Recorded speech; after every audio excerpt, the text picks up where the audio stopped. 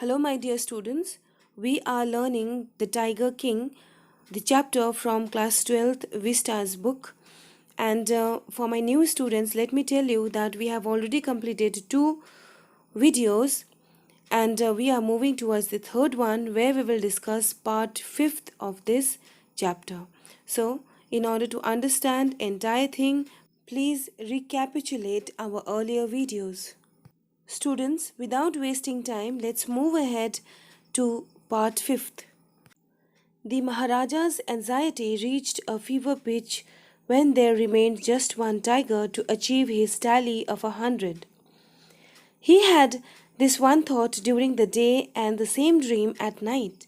By this time, the tiger farms had run dry even in his father in law's kingdom. It became impossible to locate tigers anywhere. Yet, only one more was needed. If he could just kill that one single beast, the Maharaja would have no fears left. He could give up tiger hunting altogether, but he had to be extremely careful with that last tiger. What had the late chief astrologer said? Even after killing 99 tigers, the Maharaja should beware of the 100th. True enough, the tiger was a savage beast after all. One had to be wary of it. But where was that 100th tiger to be found? It seemed easier to find tiger's milk than a live tiger. Students, the Maharaja's obsession had reached to its height. Therefore, he had become super excited when only one tiger was left to complete his target. He became so much engrossed into it that entire day and night he started thinking about that one tiger. But by this time, his in-laws' forest had also become extinct with tigers because he was the one to wind up entire tigers. Now it became very impossible to locate tigers anywhere, and only one was needed for completing his mission.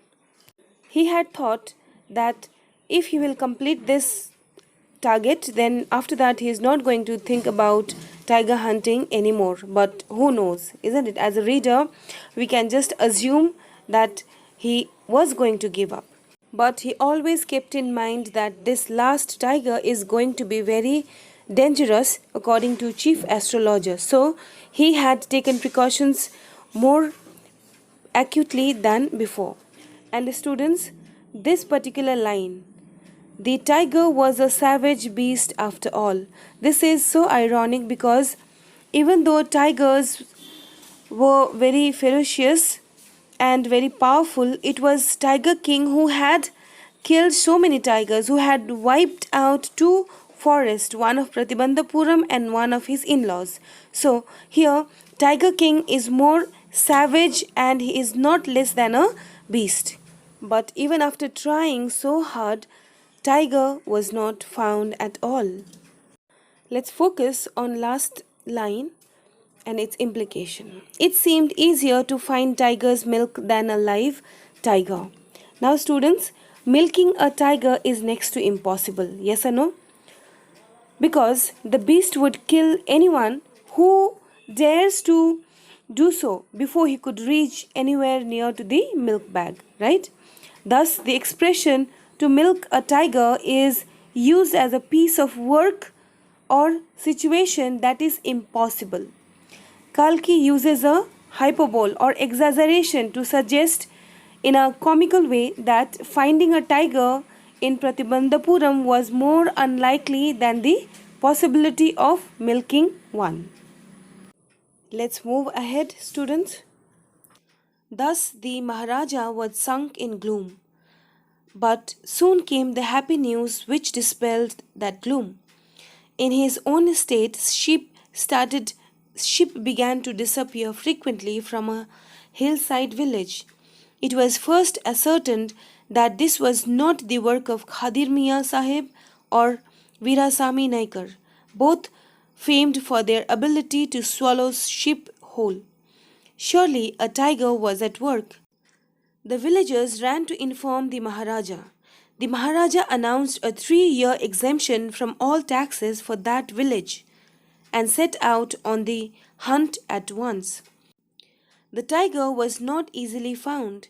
It seemed as if it had wantonly hid itself in order to flout the Maharaja's will. Students, Maharaja had become so disappointed because he did not find any tiger, and if he will not kill that one tiger, then entire killing of 99 tigers will go in vain.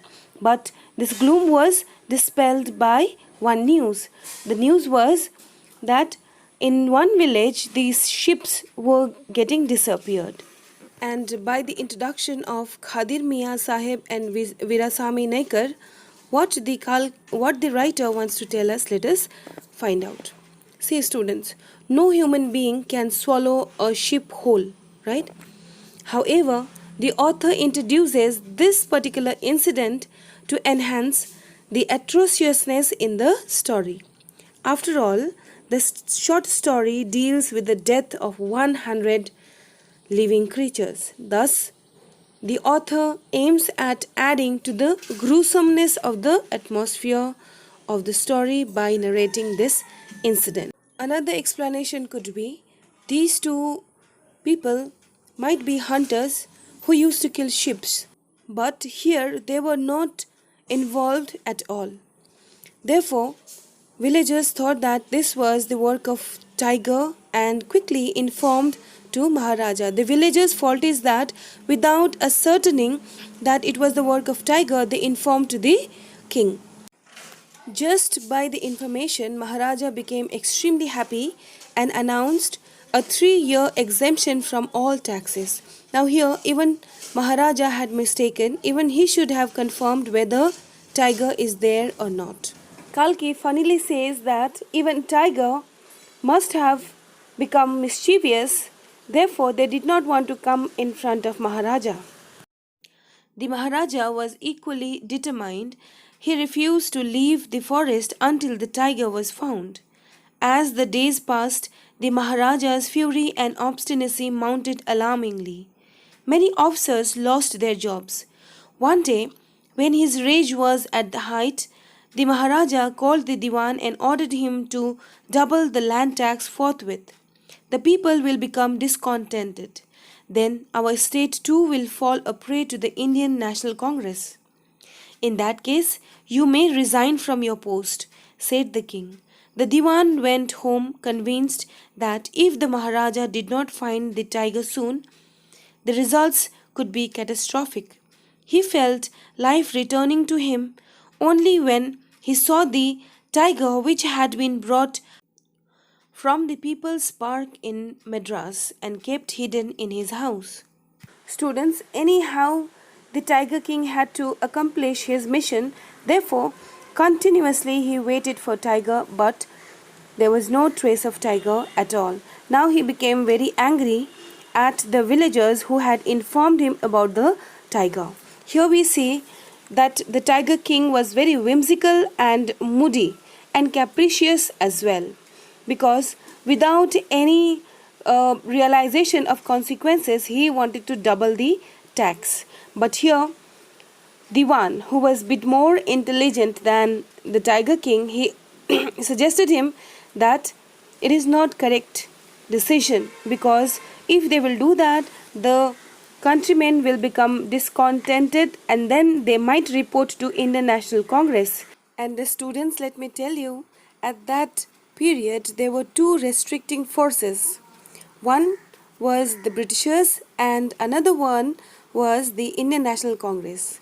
The kings could not afford to annoy the Britishers for fear of losing their kingdom, and in the event of excessive discontentment among their subjects, they could fall a prey to the Indian National Congress. But Maharaja was so adamant and he did not pay heed to the suggestion of the Diwan. He said if it is so, then he must lose his job, he must resign from his job.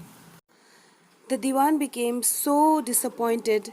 He knew that if he will not get a tiger for the Tiger King, then the result is going to be very dangerous.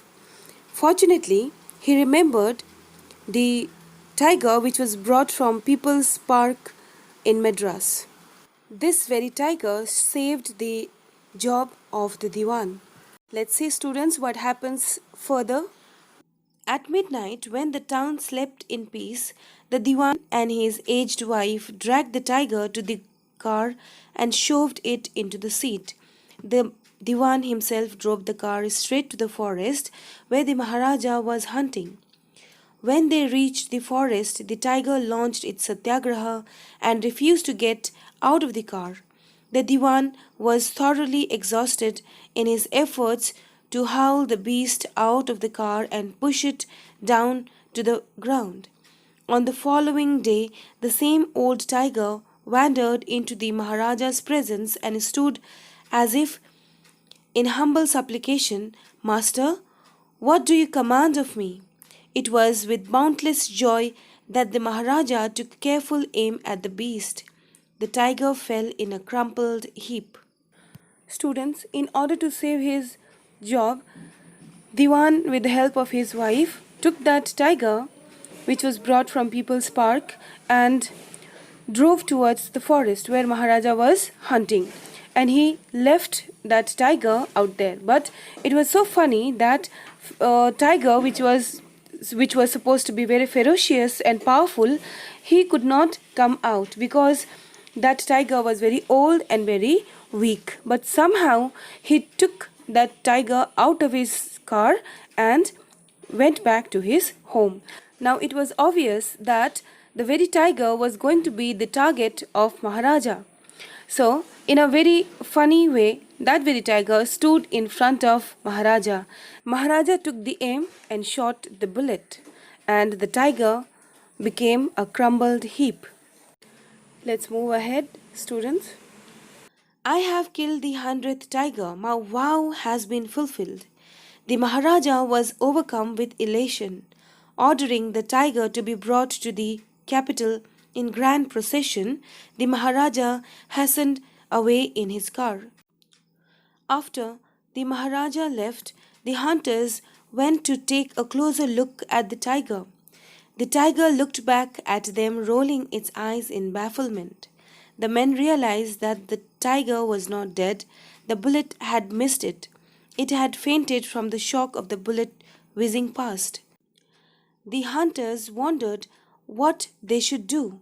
They decided that the Maharaja must not come to know that he. Students, here, after killing that 100th tiger, Tiger King became extremely elated, extremely happy. He said that his vow, his promise has been fulfilled. Now, he ordered the tiger to be brought to the capital in grand procession. It should be grand because it was achievement for the Tiger King. But we know because of this one particular mission, he had given up so many responsibilities and duties as a ruler. The Maharaja instructed the minions to complete the task. After that, he went in car. But when the minions went closer to see the tiger, tiger looked back. It means it was not dead at all. They had doubt. It is because chief astrologer was so resourceful and so confident about his prediction that it can never be untrue. So to cross check, they had checked the dead tiger, but he was not dead at all. He had just fainted because of the sound of the bullet.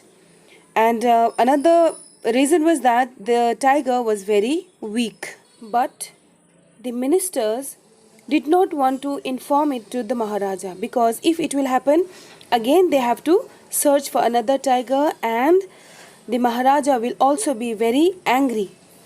And we know that Maharaja was very moody. Therefore, he is going to create hell lot of problem for minions. Therefore, they decided not to inform the Tiger King. Therefore, students, we should not make somebody so fearful and we should not be so whimsical that people won't be able to come closer to us. We should not be very moody. We should be very judicious and logical at all point of time. Had missed the target. If he did, they should lose their jobs. One of the hunters took aim from a distance of 1 foot and shot the tiger. This time he killed it without missing the mark. Then, as commanded by the king, the dead beast, the dead tiger, was taken in procession through the town and buried. A tomb was erected over it. Students, the author wants to make the Maharaja the laughing stock of everyone. Hence, an emaciated and a lamb-like tiger is made to stand before him. The irony of the whole situation is that the killer of 99 tigers fails to kill it and becomes an object of ridicule. In order to solve this problem, one of the hunters took aim from a distance of 1 foot. And we know that anybody can aim very perfectly at the distance of 1 foot. And students, here the writer implements dramatic irony, literary device dramatic irony. It is because everybody, all the characters of the story knows the truth regarding 100th tiger, but the main character, that is the Tiger King, he himself is unaware about the fact that he did not kill the tiger. It had just fainted. The killer is somebody else. Students, the author wants to tell his readers that man is living in a world created by God, and every creature in this world has an equal right to live one's life. Yes or no? In doing so, there is no need to interfere in the existence of other living beings.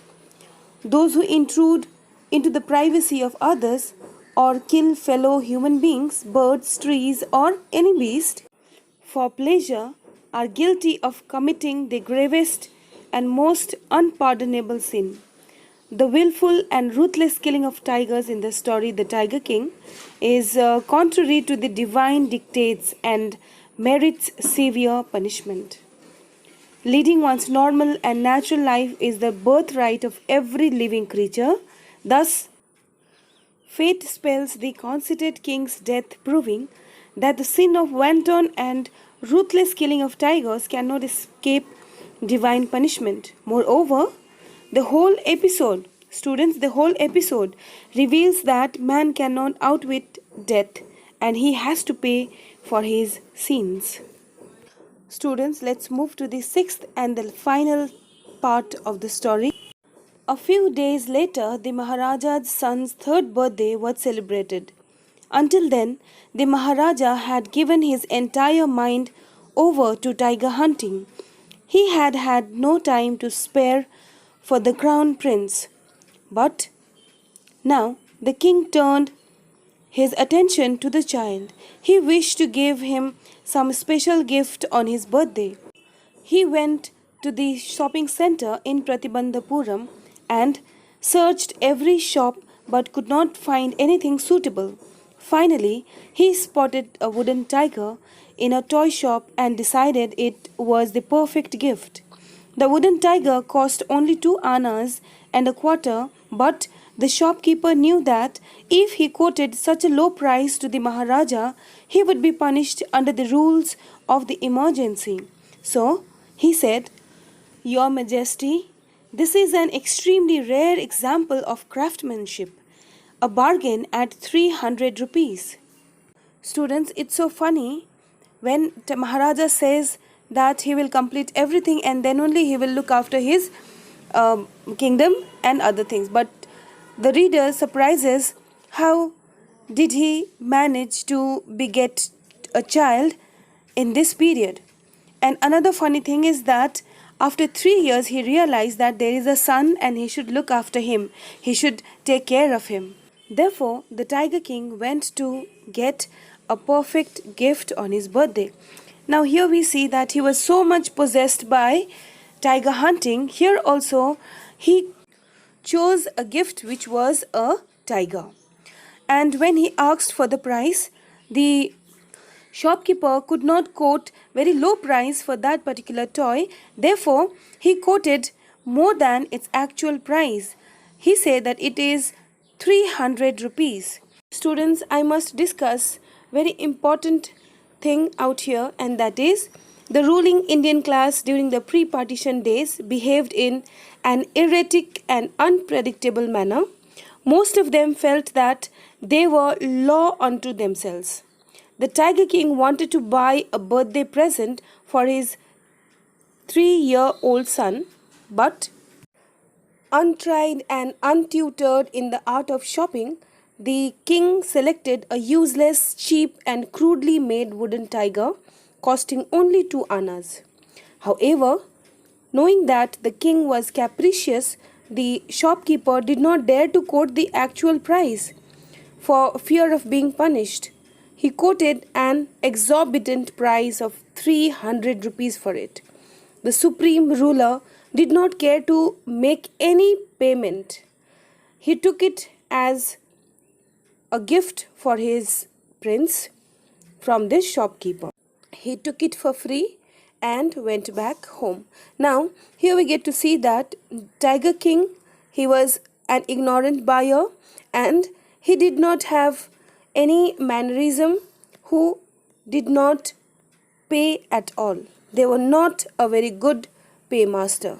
Students, do you remember 3 lakh rupees which he had paid to British jewelers from Calcutta? This shows that if he is in fear of losing his kingdom, he can invest lots of money. He can waste, not even invest, he can waste lots of money, but he cannot pay to his own kingdom's worker or businessmen, people. Such were the rulers of India at that period, and the same is seen now as well. Let's move ahead.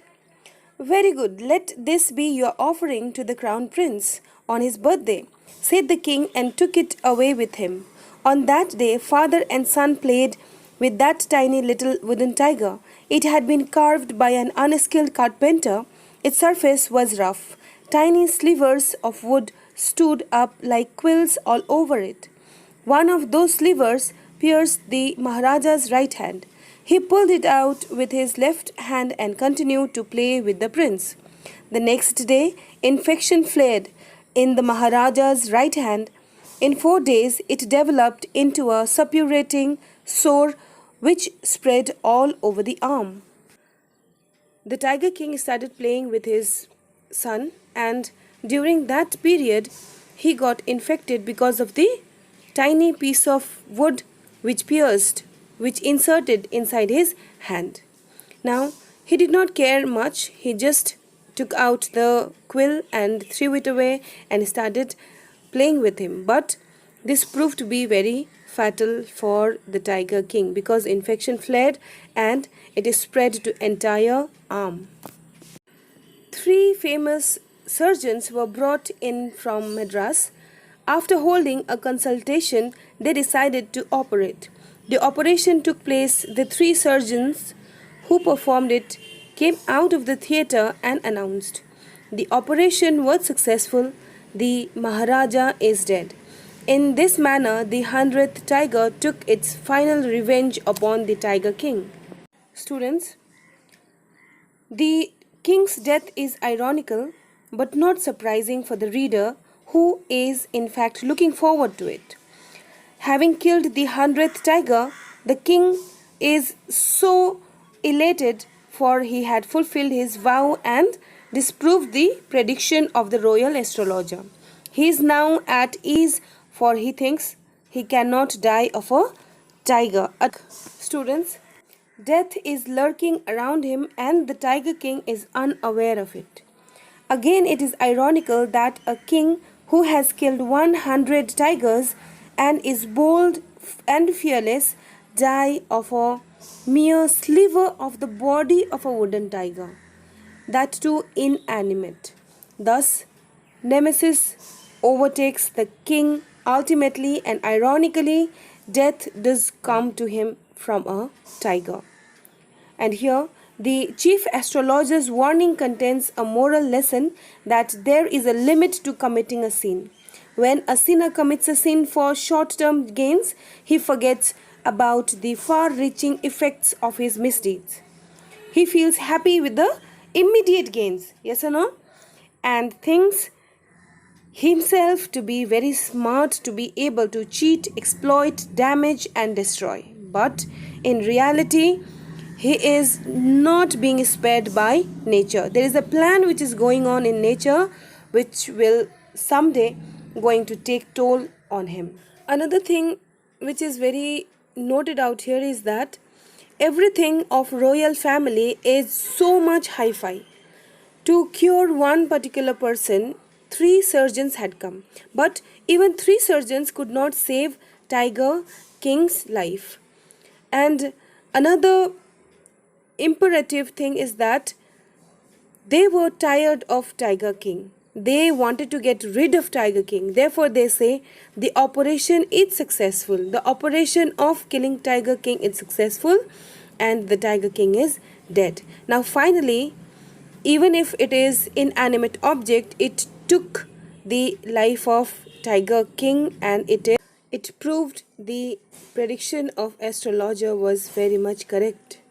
Students, from the lesson we get the message that we should not be single minded.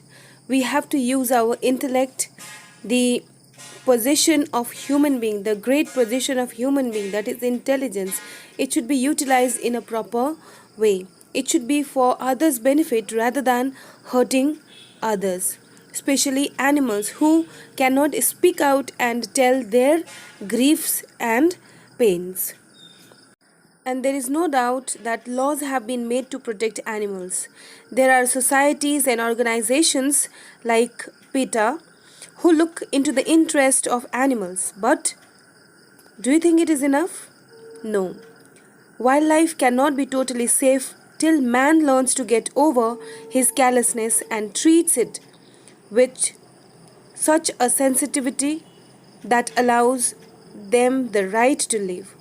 The day man realizes the significance of peaceful coexistence with animals, the world would become a better place to live in. Students, there is no justification in killing so many tigers just to prevent the astrological prediction from coming true. Instead, the Tiger King should have lived his life fully performing his royal as well as household duties to the best of his ability. Public welfare and protection of its subjects and kingdom with all its natural wealth, right, including its flora and fauna, should have been the sole aim of his life. He should have accepted his death as an inevitable and natural culmination of his life. Students, this Tiger King of the story is dead, but Tiger King is there inside we human being. We should diminish that Tiger King, then only we can claim to be the best creation of God. But this has been proved wrong when we found an elephant, Vinayaki, being killed by human being, that too in very insensitive manner. Thank you, students. We will meet with another chapter in our next video.